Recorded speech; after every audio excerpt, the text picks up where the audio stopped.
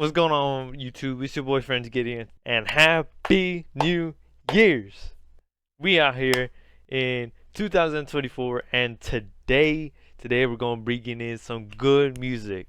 What a better way to start the year off with some music that I personally enjoy, that I just want to get out into the world and hope people recognize. And today's artist that we're gonna be looking at is by the name of Arca.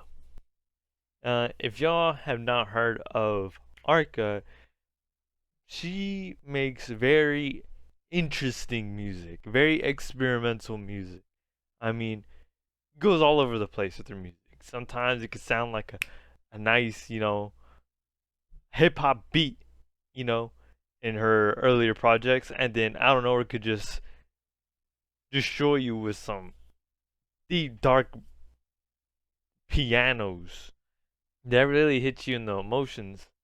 And she's made, and I feel like these artworks, these art covers capture what the music sounds like. It's just very out of the ordinary. It's very creative. It's interesting to the ear.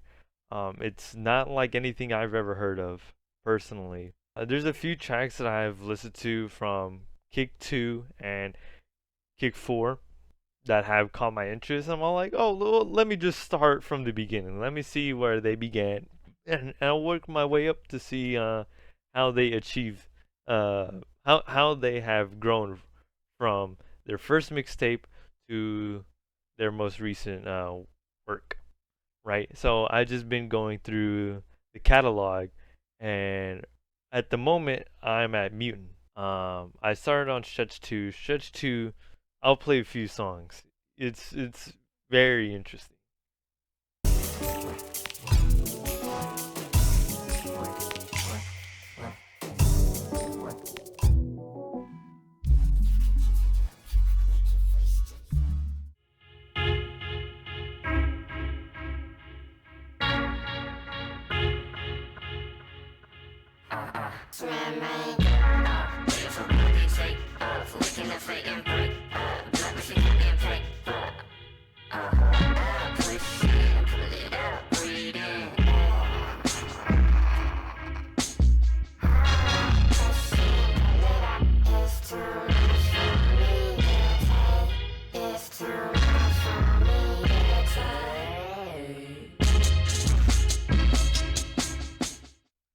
See, as a mixtape, this has a lot of potential.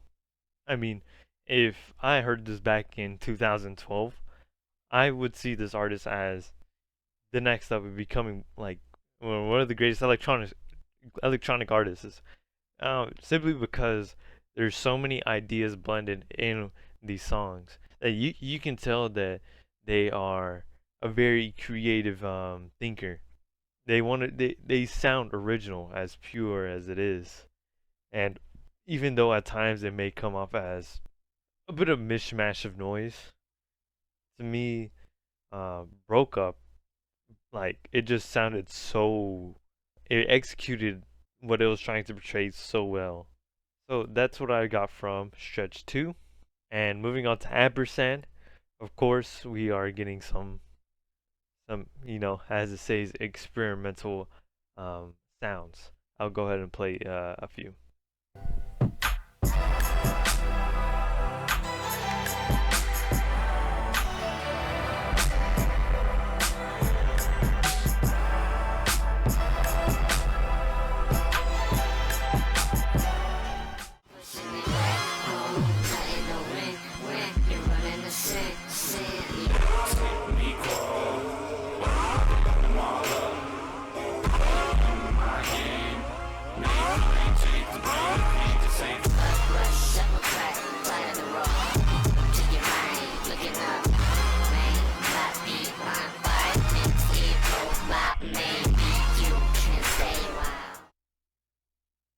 It's not one beat too fast, not one beat too slow. It's just right.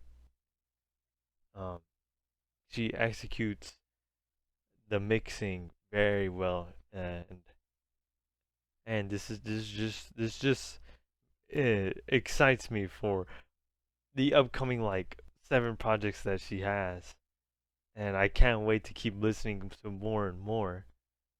And this brings us to Zen. Zen, oh my god, the first time I listened to this, I was blown away. I'm gonna play a few of my favorite tracks that resonated with me throughout this album.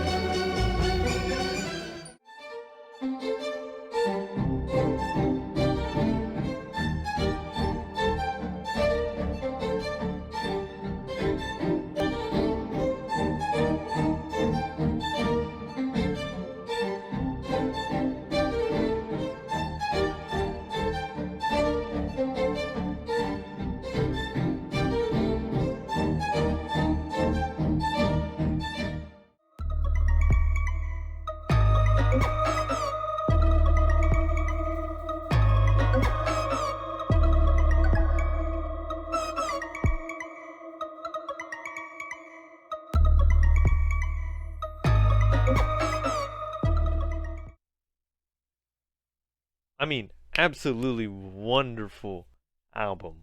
Oh my goodness gracious. The tracks I played through, I mean, Sad Bitch and Sisters, these those two tracks are so pretty. They're so cheery. I mean, and the sounds being played um are very nostalgic in a way. And even though it's something I've never heard of, it feels like I'm traveling back in time to a happier time, and it's absolutely crazy how it does that beautifully. And moving on to family violence. Those string instruments felt gut wrenching. They felt like I was just wandering through a haunted mansion or something. It was very ominous. It felt very haunting. It was a good way to grasp your attention. And the other songs that I've not yet played, I feel like those other songs and capitalizing your emotions, and that is something I have to give praise to. I mean, Zen, I mean, it does all of this without saying a single word. I mean, I don't. I'm trying to remember if there were lyrics in a few of these songs, but from my favorite tracks, all this is accomplished without using a single word, and that is impressive. For Arca to be able to do that at an impressive level of mixing, I mean, that's just unbelievable. That is just insane to me. I have to admit that this is one of my personal favorite records, maybe of all time. It's up there. It's in the top 50 now. I mean, Jesus, this is absolutely stunning to me.